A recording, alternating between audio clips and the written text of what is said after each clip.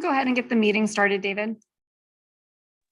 Okay, great. Welcome, everyone. We'll convene and call to order our August 1st meeting of the LAVTA board. It's 4 o'clock, and I'll call for a roll call of members.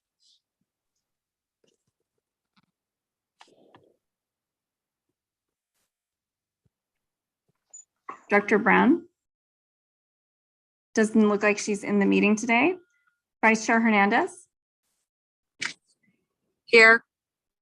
Director Josie. Here. Director Kick.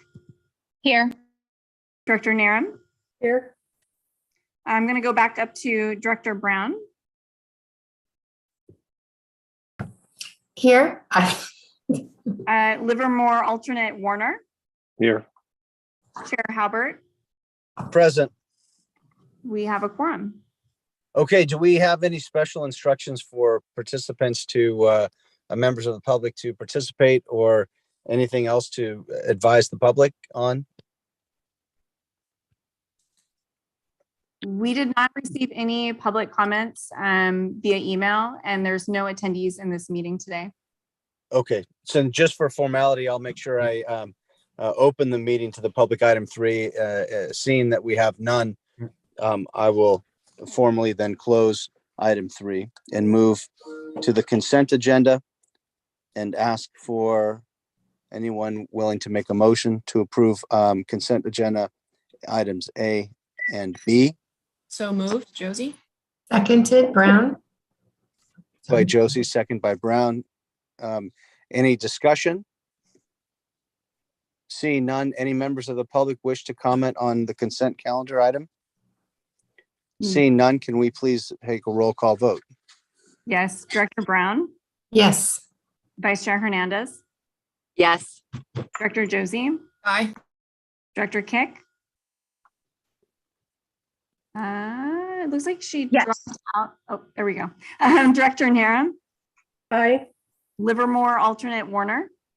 Yes, to the extent I can on the minutes, even though I wasn't there for the last meeting. Chair Halbert. Yes. Motion passes. Motion passes. Item 5 is the interim executive director's report. Thank you. I will try to make this quick. There were just a few things I wanted to bring to your attention and didn't want to wait until the September meeting since it's a little late in September. Our ridership continues to climb with it being 40% higher than last year, still only 45% pre-pandemic levels on weekdays, but our weekends are climbing closer to the pre-pandemic levels. As you know, the Alameda County Fair wrapped up. We had a very popular display this year with the Madden bus, the Memorial Madden Cruiser. It was very popular. Tony went out there and replaced the flyers regularly. Tri-Transit to School is back. This is something we did every year pre-pandemic. And then last year we just had free ridership for everybody that month. So we didn't do just the schools, but Tri-Transit to School is for people, junior high to high school age. We assume they're students, but some may be homeschooled. And they can ride free during the Tri-Transit to School anywhere, not just to schools. They can ride it on the weekends, they can ride it in the evenings, they can ride any route they want. This year, because of the various start dates with the different school districts, we would like to run it from August 10th through Memorial Day. So, or excuse me, Labor Day. I always confuse those two. So that we cover all the students and they get a good chance to really feel out the routes and get used to where they're going on the buses.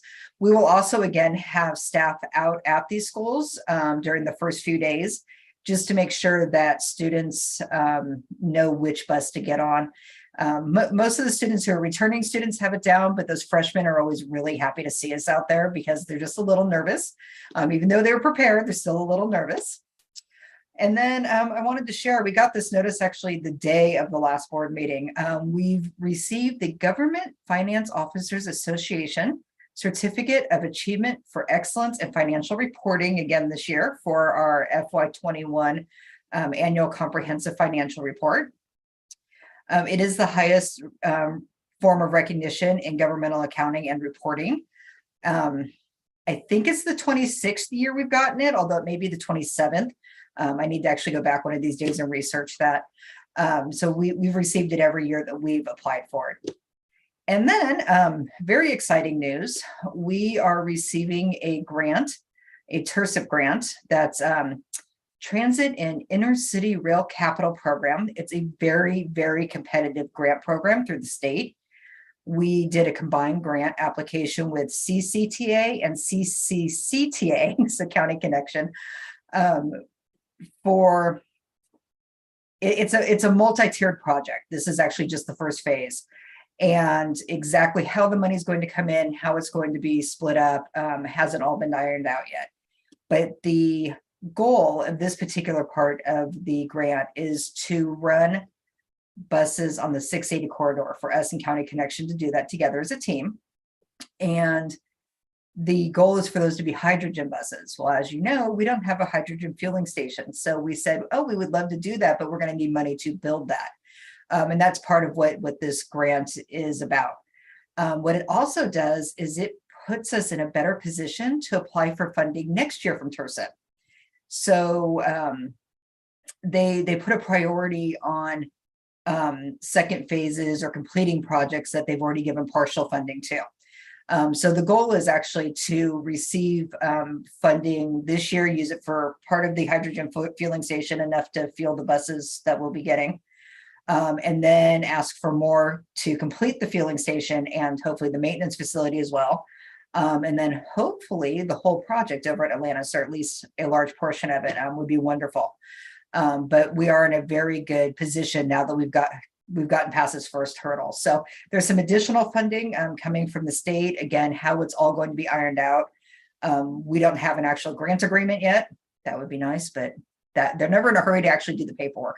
But they did tweet it. So I thought we should tell you.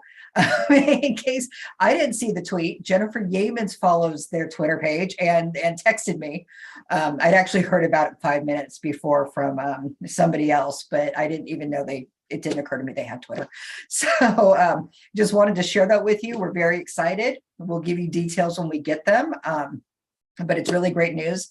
It's literally like the last thing Michael did is he walked out the door. He and Tone worked on this for months. And he left, and then like the very first thing I did as interim was submit it. So it's we're really proud and excited. And that's all I have for you right now. Well, you get all the congratulations then. Thank you.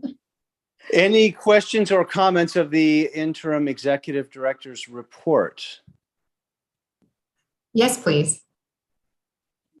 Chair recognizes Commissioner Brown. Thank you. All right, congratulations, Tamara, for your 26th year, most likely 26th year in a row for government accounting standards. That is awesome. The question, sorry. Then I had also had a question about the potential grant for hydrogen fueling.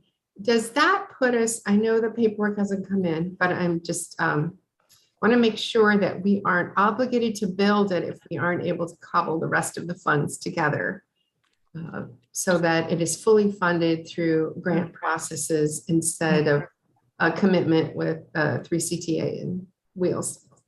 That's a great question. So yes, we would be obligated to build at least the hydrogen station that they're paying for. So it may only be a hydrogen station big enough for 3 buses.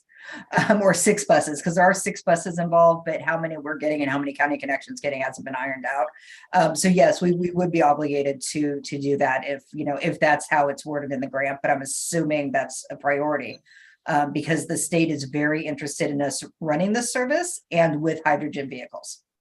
So yeah, if there's a connection, how, like when electric cars first came out, there were different ways to connect to the vehicle. So I know this is a little into the future, but if County Connection is doing hydrogen and Wheels is doing hydrogen, I certainly hope they're from the same vendor. That would make things a little simpler, but we'll see.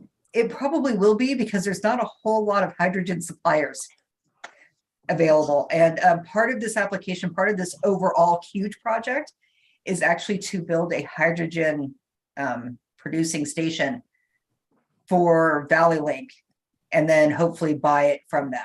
But that's a few years down the road.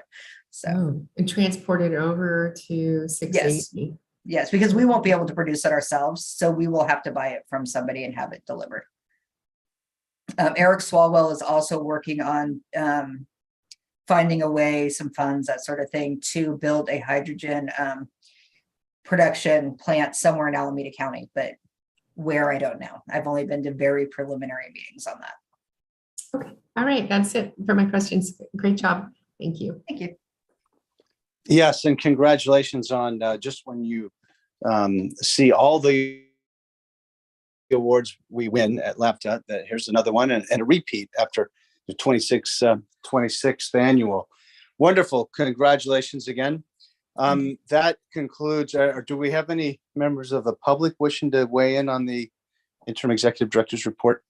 Seeing none, we'll close item 5, move to item 6, matters introduced by members of the board. David, Commission? Yes. you actually have Bob Warner's hand raised. Oh, I didn't see that. Bob, go ahead. Your comments next. Okay, thank you. I was talking to Stephen Dunbar, and he was mentioning that there possibly are some unused bus stop facilities, shelters, as well as benches. And I don't know if that's true or not, but if it is, do we have any plans to repurpose those shelters and benches that aren't in use? The majority of the shelters and benches that are not being used right now, it's because we haven't been able to go back to full service pre-pandemic level. We fully intend to do that. We're just short about 30 drivers right now. And then there are a couple on the rapid line. And when they're pulled out, they will be put into storage as replacement parts for other shelters, but there's not too many of those. If Okay, I could also answer, Please.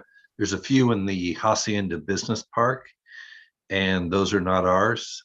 And we've identified those, and James Paxson is not interested in removing those shelters. So Cool. They're not ours. All right. Thank you.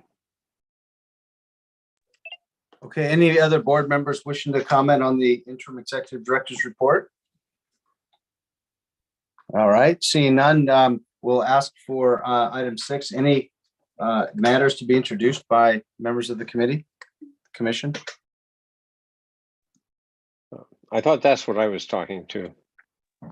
I see. Got it. No, very good. I wasn't sure if that was on the interim director's report. Okay, well, very good. Then I don't see a matter to be introduced. I think question asked and answered, correct? Yes. Okay, very good. Any other items to be introduced for future agenda items or to be discussed today?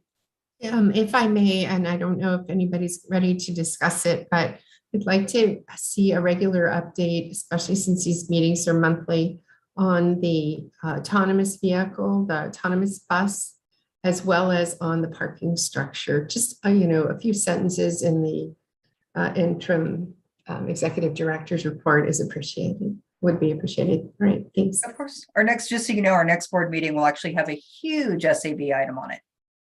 Okay. So And look how's forward to the that. parking structure coming along?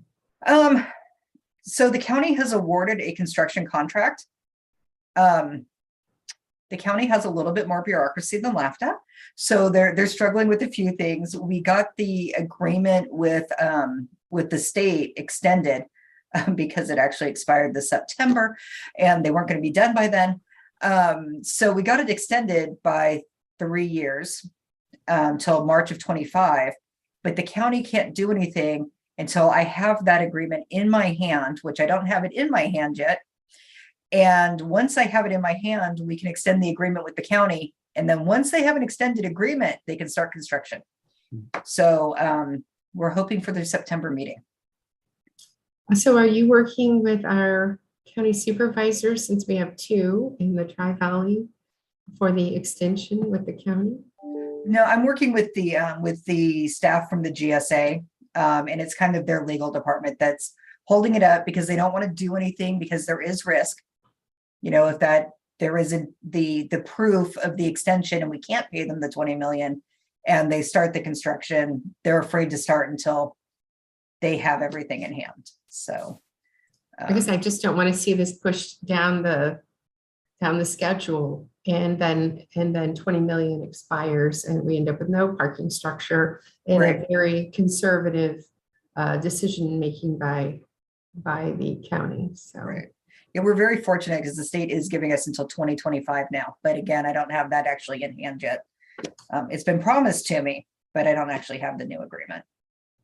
and then Tamara, the challenge of any kind of extension is we've seen rapid increases in construction costs. Mhm. So even though an extension sounds good, Right. but if it becomes so expensive that we can't construct it, I'll just voice that as a concern that time is money. Yes, and the county is looking. Yeah. The county is looking for additional funds because the budget's already over what it was to begin with, but we can only give them the 20 million because that's all we have in our grant. So that is something they're concerned with as well.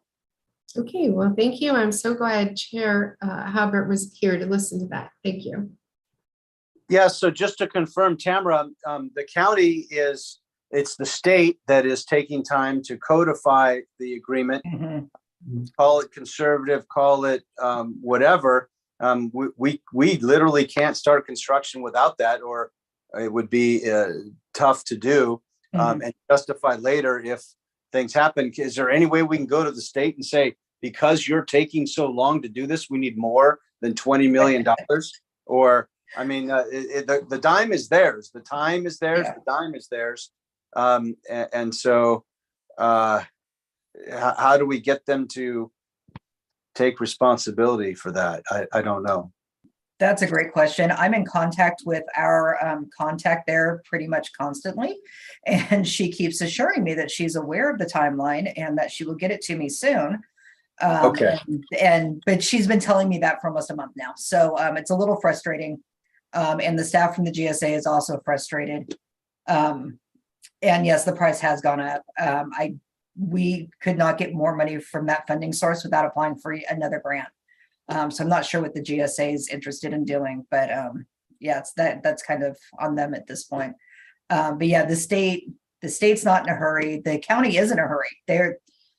I hear from Regina Park almost every day. She is in a hurry.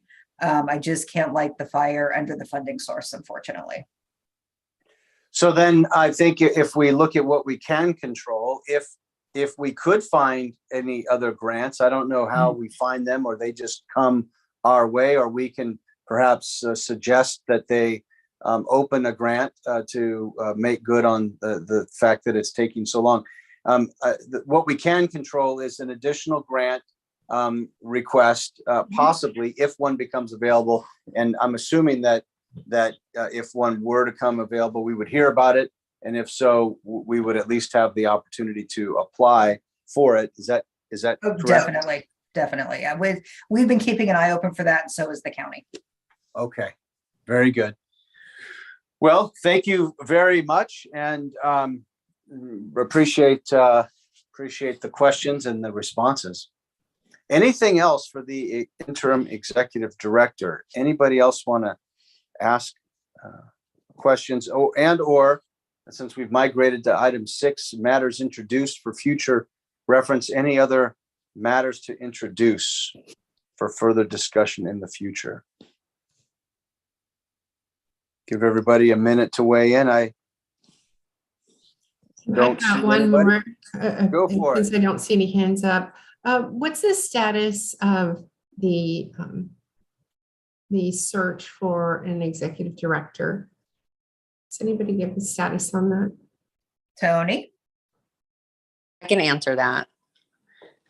We just actually received the resumes on last Wednesday. So, yep, we just got them. So we're reviewing them. And I'm not sure Michael Cochran's on there. Here he is. So we suggested to Michael for us to meet, for the group to meet with all of the 5 applicants. And then bring it down to a short list to the board. Terrific, thank you. That's my last question, I promise. Okay. I don't know if we're going to need a special meeting. We may want to, I think we're going to look at one for COVID purposes before the September 12th meeting.